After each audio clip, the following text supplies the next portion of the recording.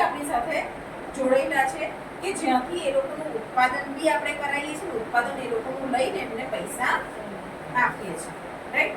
હવે તમને એ વસ્તુ થશે કે આ બધું ઉત્પાદન કર્યું, બરાબર, એનું શું થશે? Commodity trading. અત્યારે શેર માર્કેટ તો બધાને આઈડિયા હશે. શેર માર્કેટ જેવું કોમોડિટી ટ્રેડિંગ બી થાય છે. પહેલાના જમાનામાં આપણે સાટા પદ્ધતિ કહેતા હતા કે તમારી પાસે મકાઈ છે, મારી પાસે ઘઉં છે, તો હું તમને મકાઈ આપું છું અને ઘઉં લઉં છું, રાઈટ? એવી રીતે કોમોડિટી ટ્રેડિંગ. હવે કોમોડિટી ટ્રેડિંગમાં હું તમને એક વસ્તુ કહીશ કે દરેક વસ્તુ હશે તો હું દરેક વસ્તુ તો ઉત્પાદન નહીં કરી શકું. આજે હું એવું કહીશ કે હું બાજરી બી કરીશ, જુવાર બી કરીશ, કોઈ બી શાકભાજી બી કરીશ, બધી વસ્તુ કરવી પોસિબલ નથી. તો આપણે મેઇન 7 વસ્તુનું ઉત્પાદન કરીએ છીએ. કઈ 7 વસ્તુ?